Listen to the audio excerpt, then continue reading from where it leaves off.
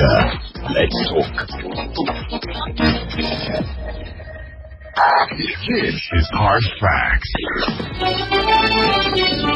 This is Hard Facts. Hard Facts. On 95.1 Nigeria Info.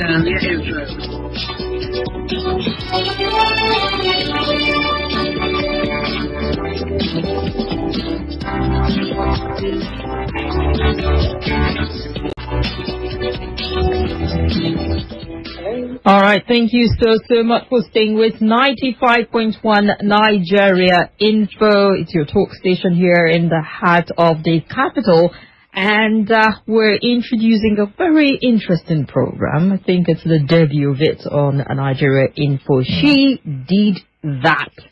We're looking at women in leadership, and it's going to be a radio series that will run longer than just today, part of Check Her, She Did That project, which centers on researching women's anti-corruption efforts, creating avenue for women who have been in public service to share their stories of governance and all the lessons learned. It also aimed, actually, to proffer actionable solutions to mitigate corrupt practices while highlighting possible ways to create and increase the number of women in leadership position.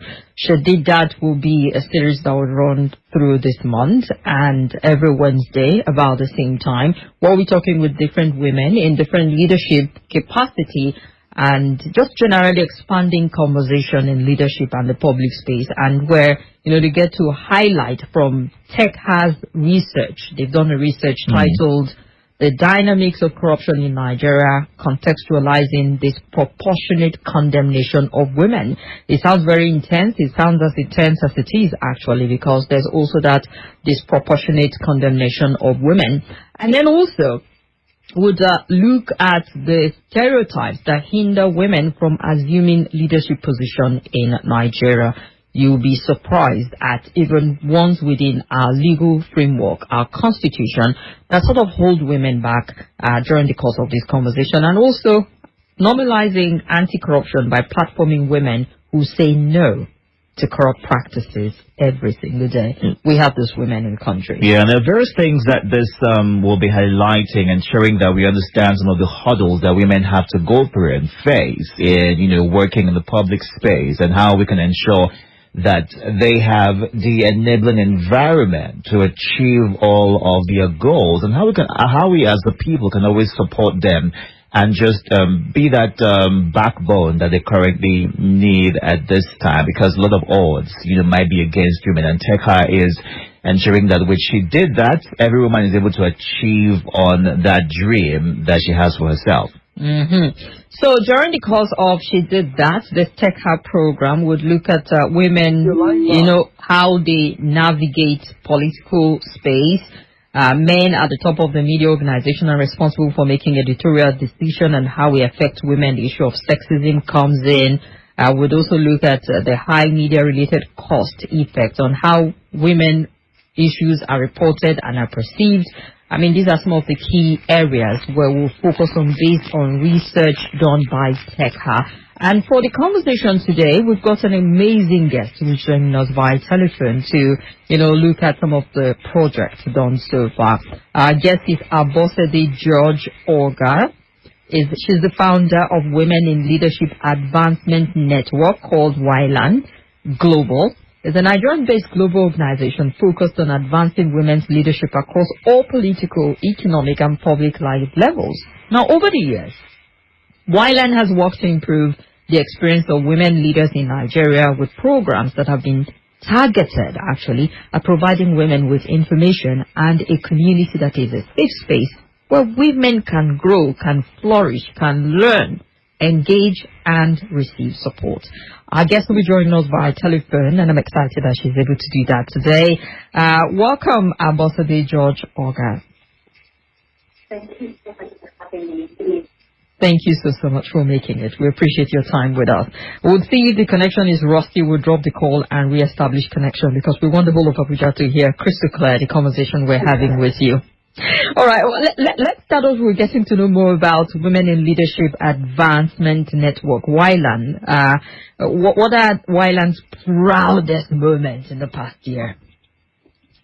So thank you so much. And let me just lend my voice to say congratulations and spirit.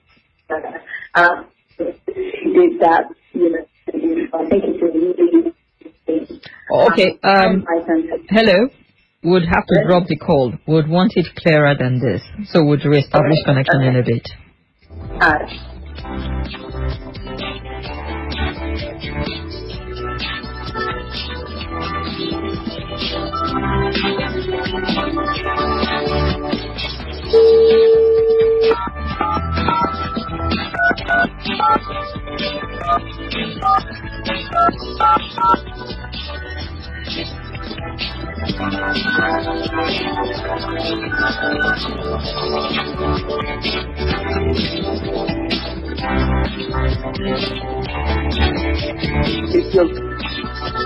All right, I think we have a better connection with our guest, Abosede George Organ, founder of Women in Leadership Advancement Network. If you're just tuning in, it's She Did That, a program by TechHa. We're looking at women in leadership.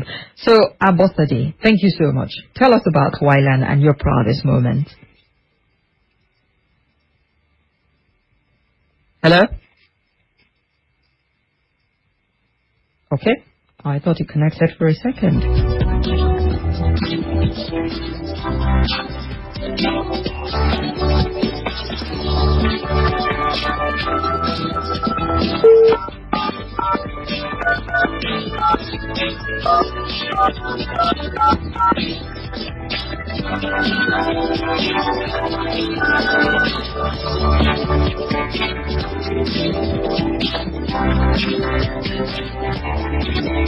If your line bar, please have you coffee.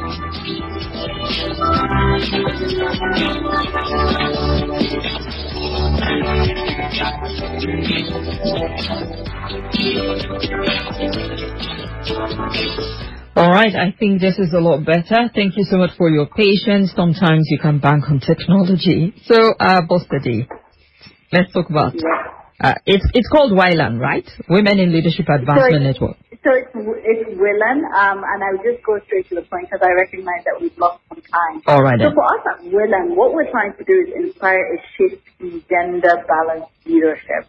One of the things, as you kind of highlighted in your intro, is, we live in a society that sees women as carers, but not women as leaders. And I think for us, our work is trying to bridge that gap. And, we do this in a couple of ways. But a major one is how do we shape the perception of Nigerians to begin to see women not just as carers, as I said, but also as leaders. Because a lot of evidence shows us that, when we have a society where both men and women lead, then we have better outcomes, whether this is education, whether this is healthcare, whether this is, let's eradicate corruption, which is something that I know is at the heart of what Nigerians want.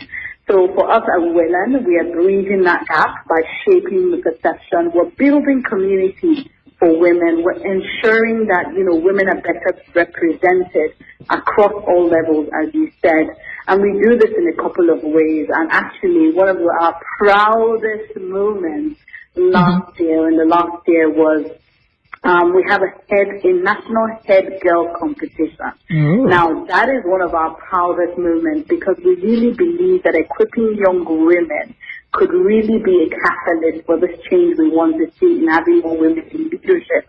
If we begin to equip young women with the toolkit they need and with the leadership skills that they need, and hopefully as we continue to shape perception, we hope that society will meet these younger women in a place where it's fairer and kinder to them, and really, really make space for them to, contribute their own quota to developing and, leading society.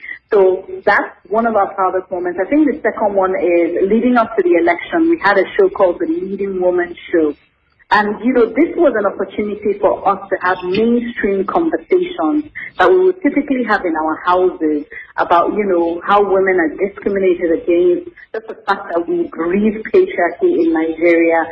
But we made space, all right, for political leaders, nation builders, culture shapers to come and have that conversation, and also brought the women leaders themselves to showcase themselves.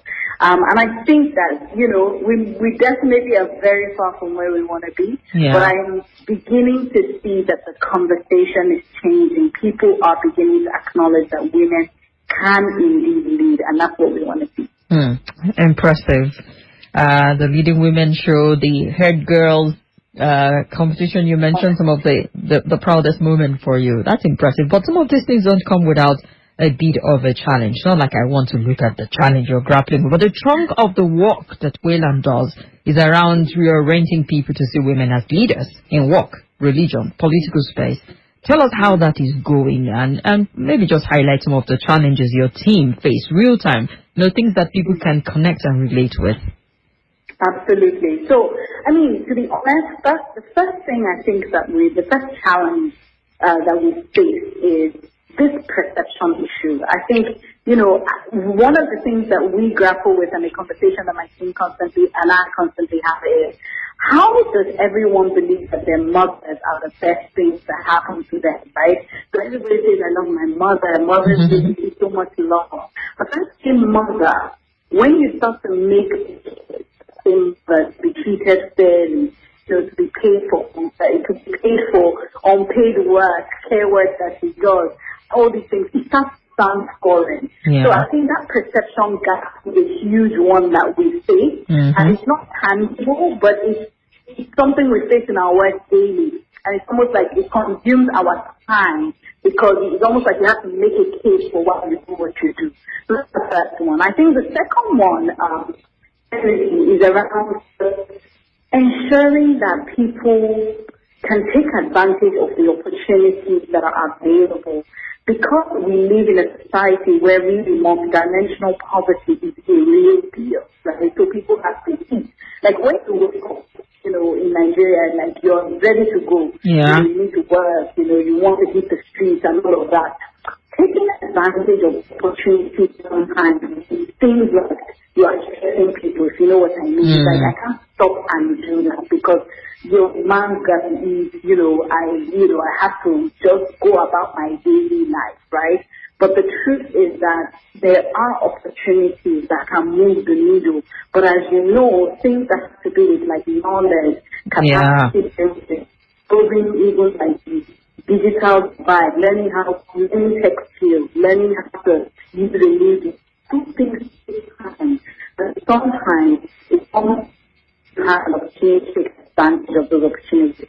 And the last one is because our primary target audience is women.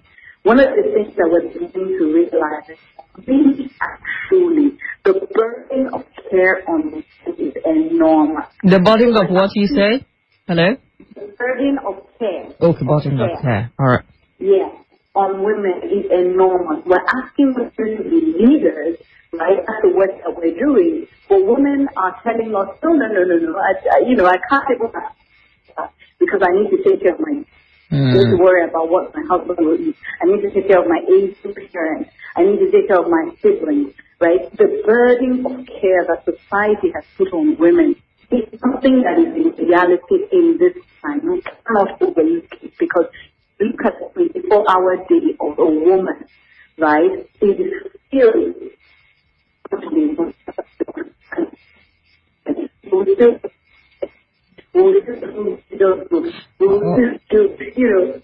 when you think about that, one of the things we're constantly thinking about is how do we create support structures for women? Because if we do have these support structures, women can really leverage and take advantage of the opportunities that are going before them. One interesting thing, some people would argue and say we live in a double income generation. It feels like more women are out there and those roles are changing. They're being redefined. Is it something you quite agree with? Or we have, still a large significant number of women who are burdened with that responsibility? So the interesting thing, and we saw this during COVID, isn't it, is that regardless of if it's a dual income home and both the man and the woman work, the burden of care still falls on the woman. This is the very interesting thing about, so to your point, and I think this is generational, right? So my mother's generation, my mother was a teacher, right? And one of the reasons why, in her time, she would choose teaching as a profession is because when the kids are on holiday, she's on holiday. So it kind of works out really nicely, isn't it? So my generation, I'm considered a millennial. I think things are much better. So I have a husband, he's my partner. We're collaborating on that level. But I think it's even, more pronounced with the Gen Z, where it's almost like, almost like the lines are blurred in terms of gender roles, right? But even in the midst of that, right, when we all found ourselves in lockdown, March or February of 2020, the question is, who was the one cooking and cleaning and ensuring that the kids were joining Zoom or whatever it was that they were using to learn? Yes, definitely men were doing it, but if you check it and if you could measure that, the burden of care still fell on women. Well, I won't argue with you on that because it's the facts, actually. If you're just tuning in, I'm speaking with Abosede George Organ. She's the founder of Women in Leadership Advancement Network, WELAND, and she's the first guest we're having on the series. She did that series looking at women in leadership. Our guest is one woman who's doing incredibly well in that regard and helping to improve the experience of women leaders in Nigeria with programs that are targeted at women with information and a community that is a safe space where women can grow, can learn, can engage, and receive support. So far, she shared with us what WELAND is about, some of their proudest moments, what they've achieved so far, what they are on to, and the challenges they're grappling with. But let's look at research that has shown that higher expectations society has of women, they see it as a barrier. Just, piggybacking on what you've said already about, those expectations and the burden on women. But let's look at it into leadership positions. There's a barrier to their entry into leadership position. It's important for us to, understand why. Why is this still pretty much a challenge even to today? And what can be done about it so that we don't go on with the same narrative over and over and over? I hear you, and thank you for that. That's a brilliant question. So, it is a barrier to entry because, like I was just saying, so just remember, let's take our minds back a few months ago. A woman comes out and says she's running for office. What is the first question they ask her on Twitter? Who's going to take care of your children? Who's going to take care of your husband? Right? Yeah. So society immediately says if you are choosing leadership, you are forfeiting the role that you are almost designed to play. Do you see what I'm saying? It's almost like you are changing places, you are trading roles.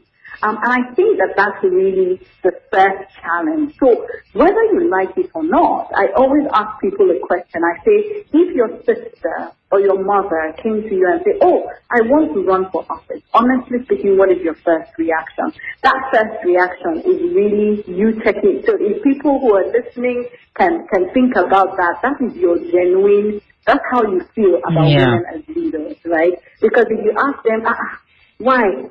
Or are you going to say, oh, that's great, how can I support you? But oftentimes, I feel like we're in a society where people ask you, you will not go and do something else. Your mates are, opening something, bakery or something. You want to go and be political leader. So all those type of things is why it is a barrier to entry. So there are women who had those genuine aspirations who said, I want to serve my community, I want to serve my nation. But just because they told the wrong person, the person discouraged them and they left it, right? And then let's not forget that we currently live in a society where politics has its own coloring around violence and things like money politics. So those are also things that people then say, as a woman, why would you, you don't even have the money to start with. Or do you want to go and die, right? So these things pose a barrier to entry. And that's why I said, as you said, so how do we change this? perception is a huge part of it. And so you begin to understand why we do what we do. It's really evidence-based as to what works. Because the truth is, until as many women as tell their neighbors, their sisters, their brothers, their moms, and their dads, I want to run for office, and they say, good, how do we support you? How do we, run around you? Until we have many people who are in that camp versus the others who will discourage women, we still have a bit of a way to go. Because as you know, women do not exist in isolation. Many women are part of, a family, a community, and the truth is because women care and have empathy, they do care what people will say, especially their loved ones, about this ambition that they have about aspiring to leadership positions. All right. Interesting. So it's about changing perception, basically, because half of the things we're dealing with, gender roles and all of that, they are social constructs. Is to saying if you change the perception, hopefully with time, some of these things will start to shift also, if I get your point. Exactly. That's correct. All right. Yes, we're talking about women in leadership, talking with Abosede George Organ, who is the founder of Women in Leadership Advancement Network, Wayland. And she's the first guest we're having on She Did That series by TechHer. And you're free to join the conversation. It would be nice to hear one or two contributions via WhatsApp, that is, on what you make on women in leadership at any level.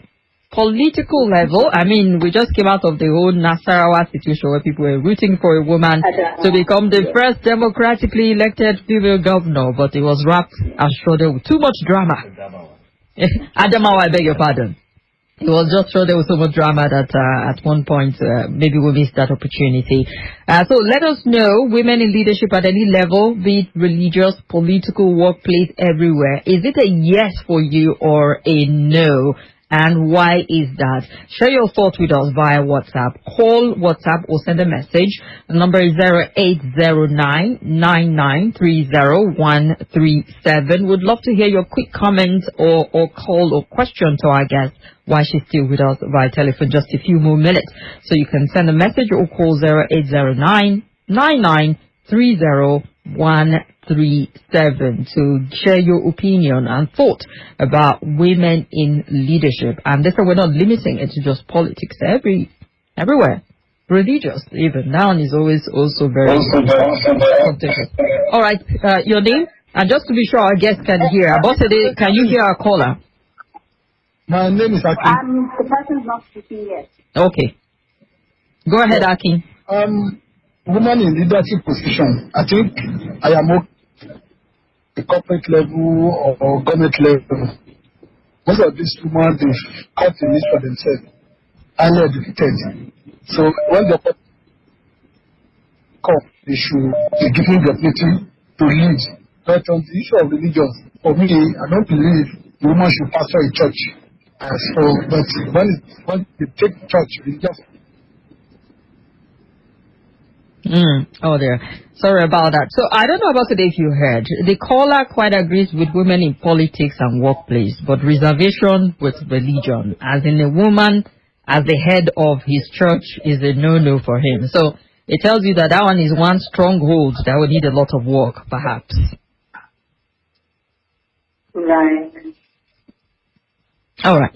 Okay, let's hear another caller quickly, and then we'll wrap this up. Hello. Welcome to you. Yo. Hello. Hello, Mami Gio. How you doing? Hello. You're welcome. How you doing? We're fine and well. Go ahead, Pastor CJ. Hi, President. Okay, all right. Yeah, I want to appreciate the lady inside there. But I want to know, is it the daughter of former governor of those states?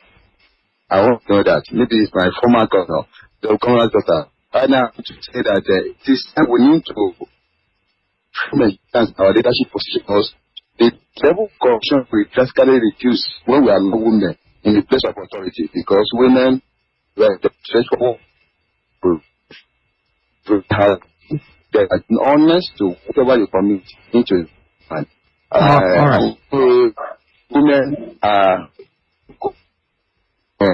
Oh dear, the network connection is really poor with some of our callers.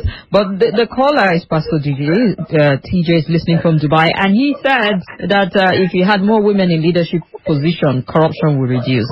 That's his contribution on this front. One has a reservation with religion, having women there. This one says, if you have more women in leadership position, corruption will reduce.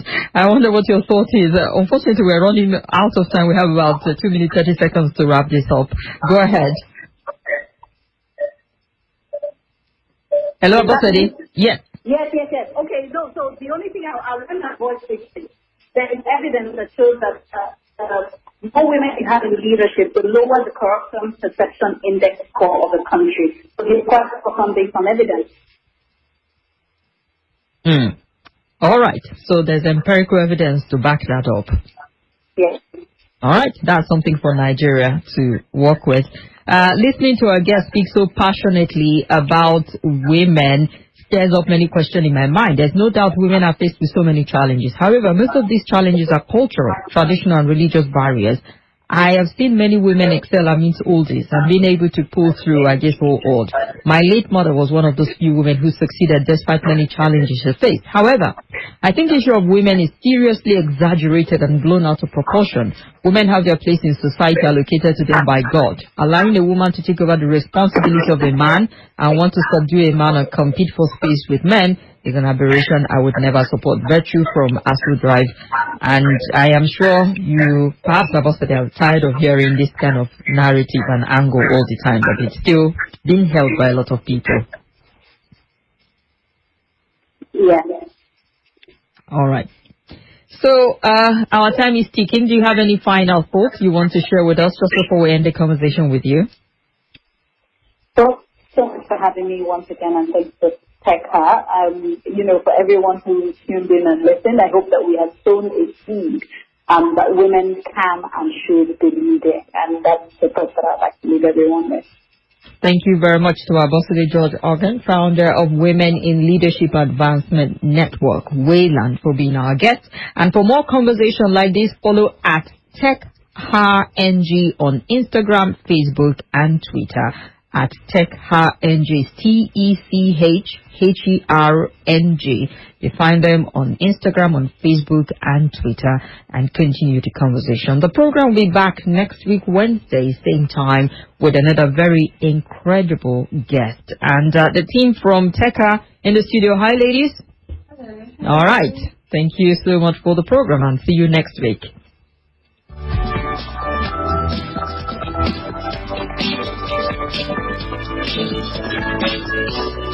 Thank you.